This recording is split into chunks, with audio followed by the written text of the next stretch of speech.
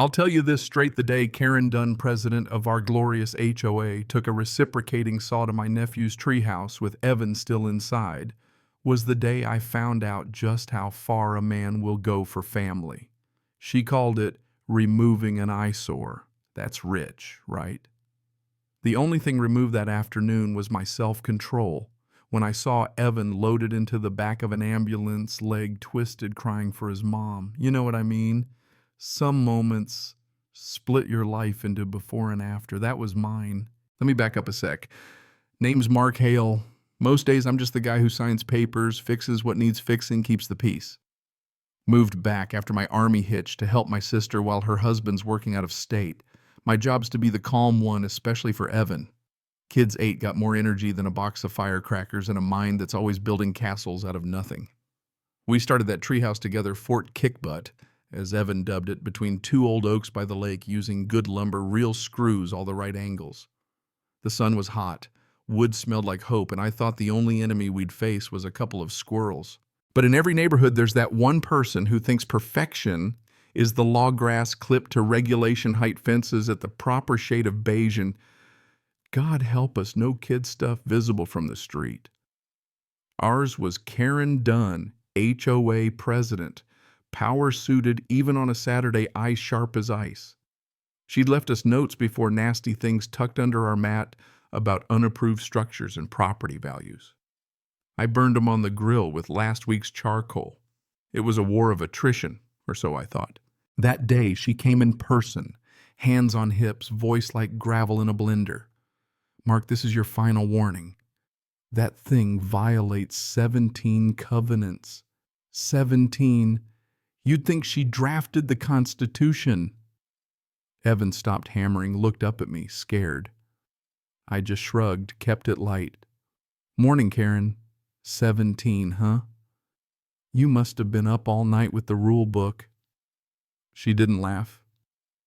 You have 24 hours, or the association will take action. I remember thinking, what's she gonna do? Find me $50. Send a sternly worded letter. Turns out Karen was done with letters. We worked for another hour, got the last wall up. Evan inside already pretending he was king. Then I heard a whining metal on wood sound. There was Karen standing at the base of Fort Kickbutt, wielding a saw. Before I could shout, she jammed the blade into a main support post. The world went silent except for the screech of metal, and then the splinter, the groan, Evan's scream as the whole thing collapsed. For a split second, it was just sawdust and disaster, and my nephew somewhere under it. Everything in me wanted to go for Karen, but I bolted for the wreckage instead, yanking boards, shouting Evan's name, hands raw. Found him pinned under a beam, leg bent wrong, sobbing. My first aid training kicked in, check breathing, keep him still, talk him through the pain. Neighbors spilled out. Paul next door already dialing 911, Mrs. Gwynn, frozen on her porch. Karen just stood there, saw dangling like she was both shocked and proud. The ambulance wailed up cops right behind, and that's when real justice started to move. Deputy Torres didn't have to ask many questions. Witnesses pointed straight at Karen. He walked over, calm as could be. Ma'am, I need you to put the saw down. She protested, babbling about bylaws and standards, but he wasn't hearing it.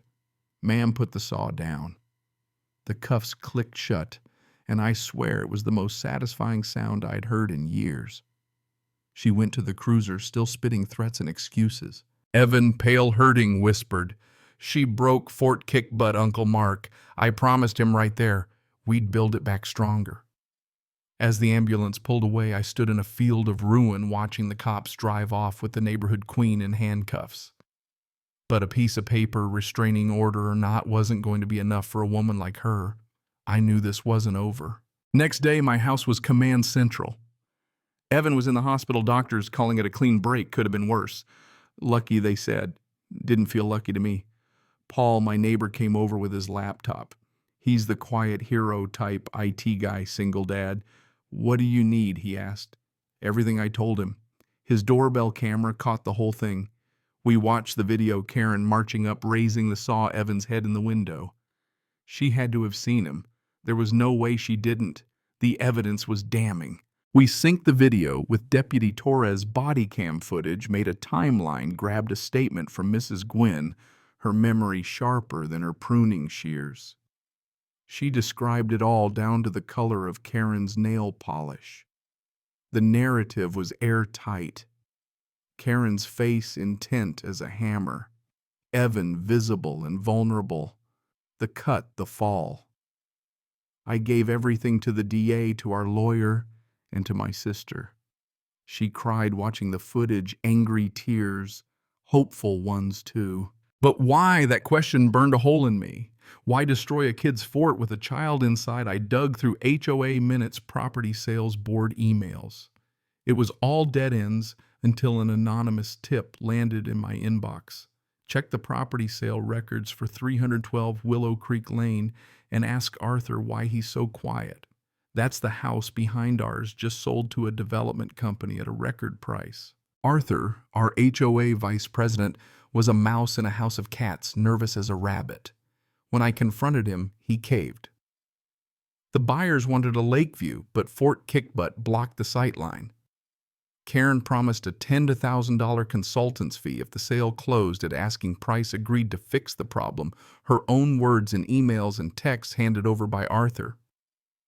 Taking direct action tomorrow, she wrote. No mention of Evan, just the checkbook. It wasn't about property values, it was about greed. She sold out a kid's safety for a stack of cash. With those texts, everything changed. The DA's office lit up. New felony charges, motive locked tight. The insurance company, though, don't get me started, denied our claim, called it a willful act. So Karen was on her own for Evan's bills. Civil court, criminal court, the walls started closing in. Karen got desperate, sent her nephew to intimidate Mrs. Gwynn at the grocery store, but Paul with his dash cam caught it all. That footage landed Karen back in jail before trial bail revoked her family scrambling. The HOA board finally found their backbone. Arthur called a vote: remove Karen or lose the neighborhood's insurance. 3 hands up, her last ally switching sides, done in a minute. The spell broke. Karen's title vanished, her empire of lawn care and covenants crumbling to dust. In court, the evidence stacked up: videos, texts, the whole parade of truth. Evan's deposition played for the jury, his 8-year-old voice clear and true. The shaky lady came. She cut the fort's leg. It fell on me. It hurt a lot. Not a dry eye in the house. The verdict was quick. Full liability, $150,000 for medical bills, $500,000 for suffering, $1 million in punitive damages. A message loud and clear: we don't tolerate this. And so we started over. The day after the verdict, neighbors showed up: Paul with his saw, Buddy Bruno with concrete, Mrs. Gwynn with lemonade. Even Deputy Torres brought over a box of heavy-duty carriage bolts, courtesy of the local precinct. We built Fort Kickbutt back higher and stronger. Evan cast and all was chief inspector, grinning from his lawn chair, approving every board. When the last plank, signed by Evan in black marker, went on, the whole street cheered. The months passed.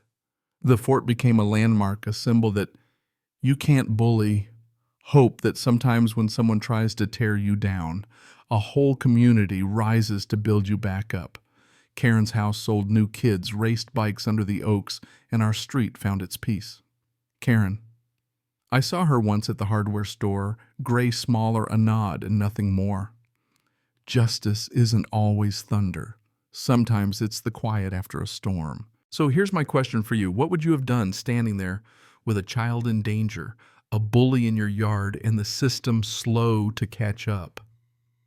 How far would you go for your own? Drop your stories, your justice, your take in the comments, because the fight for what's right isn't over until you say it is.